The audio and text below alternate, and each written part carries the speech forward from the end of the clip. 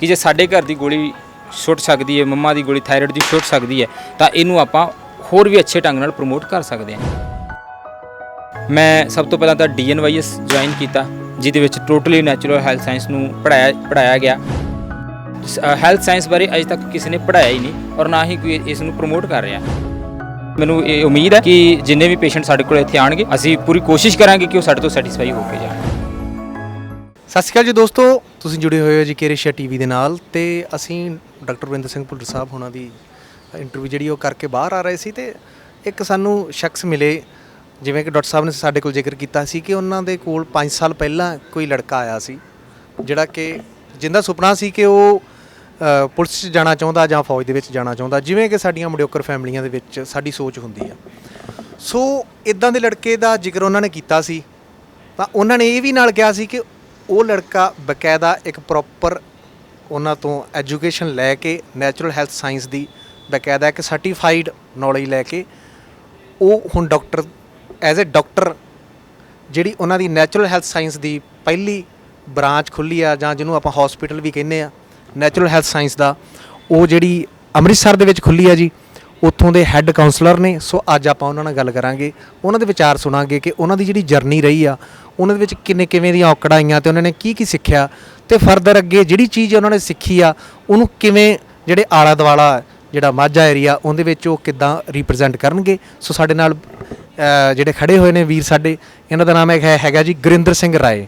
ਸੋ Gurinder Singh Rai ji, care Asia team ਵੱਲੋਂ ਆਪ ਨੂੰ ਬਹੁਤ ਵਧਾਈ ਕਿ ਤੁਸੀਂ ਐਜ਼ ਏ ਹੈੱਡ ਕਾਉਂਸਲਰ ਇੱਥੇ ਚੁਣੇ ਗਏ ਹੋ ਤੇ ਬਹੁਤ ਵੱਡੀ ਸੇਵਾ ਹੈ, ਉਹ ਵੀ ਗੁਰੂਆਂ ਪੀਰਾਂ ਦੀ ਧਰਤੀ ਆ, ਹੈ ਨਾ, ਦਰਬਾਰ ਸਾਹਿਬ ਡੇੜੇ ਆ ਇੱਥੇ।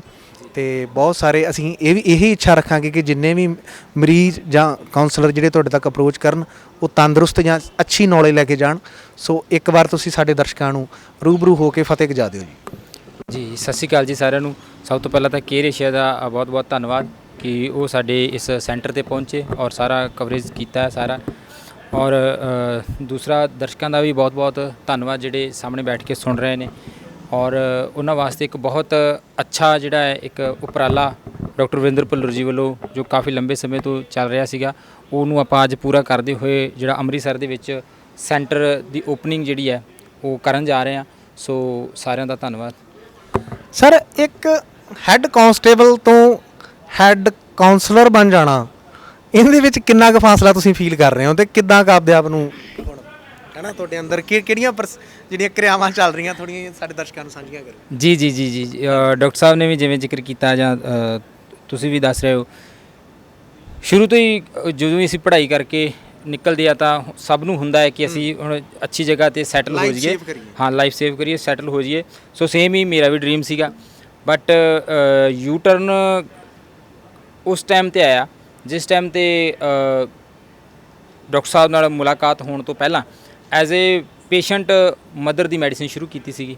ਠੀਕ ਹੈ। ਔਰ ਉਹ ਸ਼ੁਰੂ ਕਰਨ ਤੋਂ ਬਾਅਦ ਜਦੋਂ ਰਿਜ਼ਲਟ ਆਇਆ ਘਰ ਦੇ ਵਿੱਚ ਤਾਂ ਵਿਸ਼ਵਾਸ ਬਣਿਆ ਨੈਚੁਰਲ ਹੈਲਥ ਸਾਇੰਸ ਦੇ ਉੱਪਰ ਕਿ ਕੁਛ ਡਾਕਟਰਸ ਦੇ ਜ਼ੁਬਾਨੋਂ ਇਹ ਸੁਣੀਆਂ ਨੇ, ਜ਼ਿਆਦਾਤਰ ਪੇਸ਼ੈਂਟ ਦੇ ਮੂੰਹੋਂ ਵੀ ਤੁਸੀਂ ਸੁਣਦੇ ਹੋ ਕਿ ਜਿਹੜੀ ਗੋਲੀ ਲੱਗ ਜਾਂਦੀ ਹੈ ਉਹ ਬੰਦ ਨਹੀਂ ਹੋਏਗੀ। ਸੋ ਇਸ ਤਰ੍ਹਾਂ ਦੀ ਕੁਛ ਕਹਾਣੀ ਸੀਗੀ ਸਾਡੇ ਫੈਮਿਲੀ ਦੀ ਮਦਰ ਨੂੰ ਲੈ ਕੇ, ਤਾਂ ਉਹਦੇ ਉਸੇ ਰਿਗਾਰਡਿੰਗ ਡਾਕਟਰ ਸਾਹਿਬ ਨਾਲ ਮੁਲਾਕਾਤ ਹੋਈ, ਵਿਸ਼ਵਾਸ ਬਣਿਆ ਕਿ ਜੇ ਸਾਡੇ ਘਰ ਦੀ ਗੋਲੀ ਛੁੱਟ ਸਕਦੀ ਹੈ, ਮੰਮਾ ਦੀ ਗੋਲੀ ਥਾਇਰਾਇਡ ਦੀ ਛੁੱਟ ਸਕਦੀ ਹੈ, ਤਾਂ ਇਹਨੂੰ ਆਪਾਂ ਹੋਰ ਵੀ ਅੱਛੇ ਢੰਗ ਨਾਲ ਪ੍ਰਮੋਟ ਕਰ ਸਕਦੇ ਹਾਂ।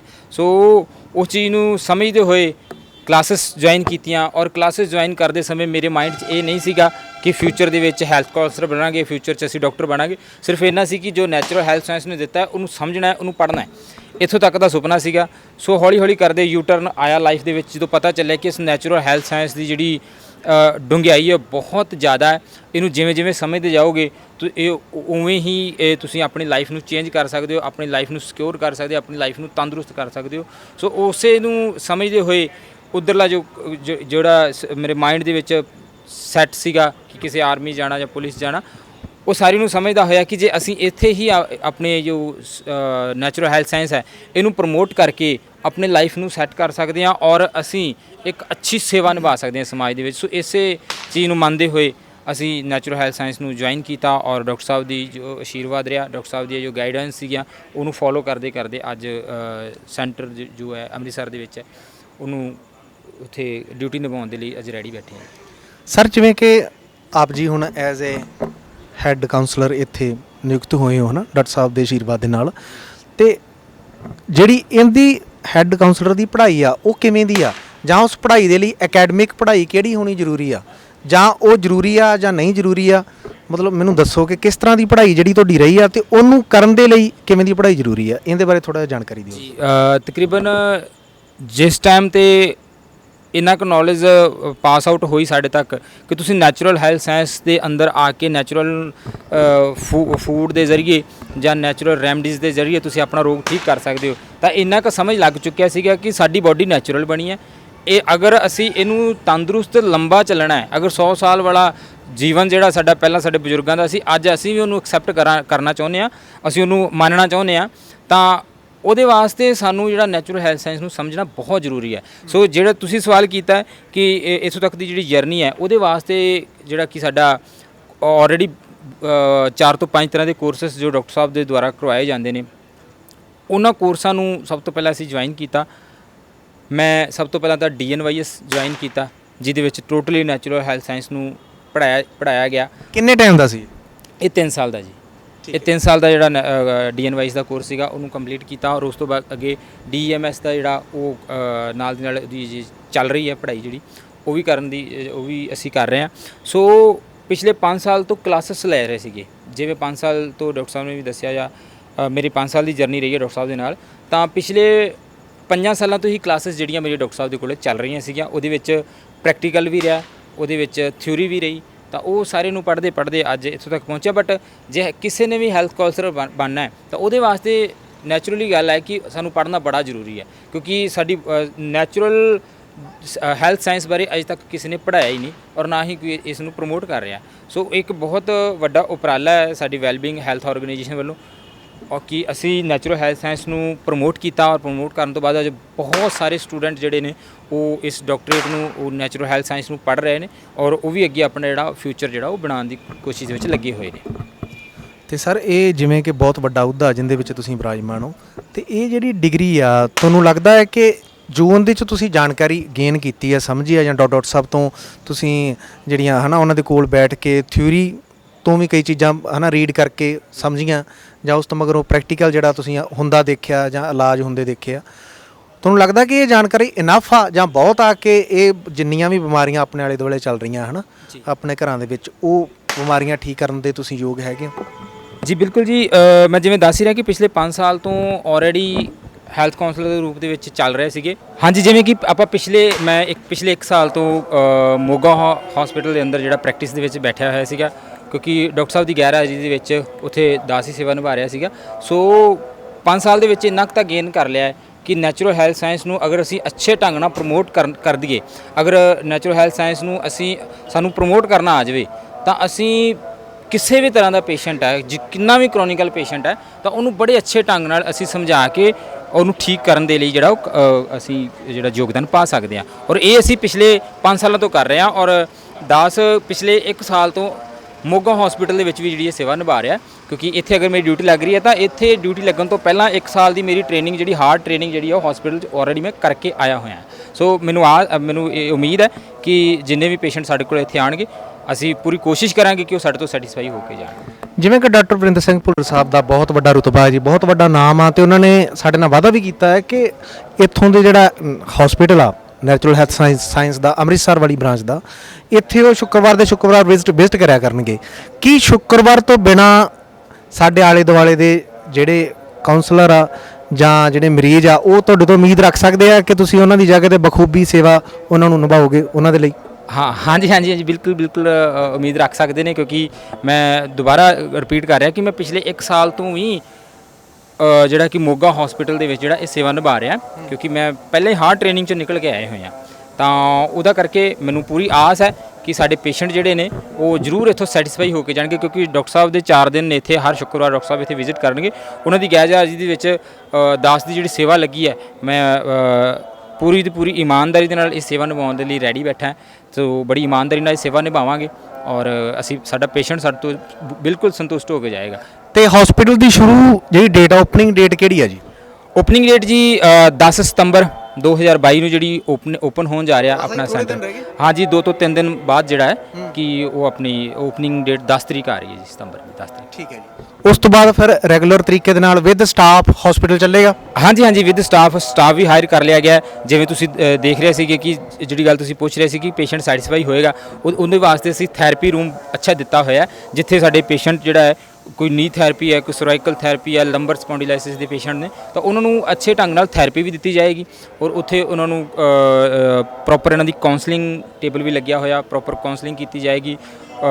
ਸੋ ਹਰ ਵੇ ਤੋਂ ਅਸੀਂ ਆਪਣੇ ਪੇਸ਼ੈਂਟ ਨੂੰ ਸੈਟੀਸਫਾਈ ਕਰਕੇ ਇੱਥੋਂ ਤੋਰਾਂਗੇ। ਉਹਦੇ ਵਾਸਤੇ ਸਾਡਾ ਸਟਾਫ ਵੀ ਜਿਹੜਾ ਉਹ ਬੜੇ ਅੱਛੇ ਢੰਗ ਨਾਲ ਜਿਹੜਾ ਟ੍ਰੇਨਿੰਗ ਲੈ ਕੇ ਇੱਥੇ ਆ ਰਿਹਾ ਹੈ।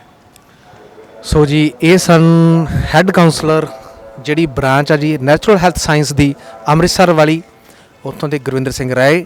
ਆਪਾਂ ਉਹਨਾਂ ਦੇ ਨਾਲ ਵਿਚਾਰ ਜਿਹੜੇ ਸਾਂਝੇ ਕੀਤੇ ਆ ਕਿ ਡਾਕਟਰ ਭੁੱਲਰ ਸਾਹਿਬ ਦੀ ਗੈਰ ਮੌਜੂਦਗੀ ਦੇ ਵਿੱਚ ਉਹ ਅੰਮ੍ਰਿਤਸਰ ਦੇ ਏਰੀਏ ਦੇ ਵਿੱਚ ਜਿਹੜੀ ਆ ਨੈਚੁਰਲ ਹੈਲਥ ਸਾਇੰਸ ਦਾ ਜਿਹੜਾ ਤਰੀਕਾ ਹੈ, ਜਿਹੜਾ ਮਿਸ਼ਨ ਆ, ਉਹਨੂੰ ਉਹ ਸਪਰੈਡ ਕਰਨ ਦੇ ਵਿੱਚ ਆਪਦਾ ਯੋਗਦਾਨ ਦੇਣਗੇ। ਸੋ ਲਾਸਟ ਮੈਸੇਜ ਸਰ ਸਾਡੇ ਸਰੋਤਿਆਂ ਨੂੰ ਅੰਮ੍ਰਿਤਸਰ ਦੇ ਨਾਲ ਜੁੜੇ ਹੋਏ ਜਿਹੜੇ ਆ। ਜੀ ਬਿਲਕੁਲ।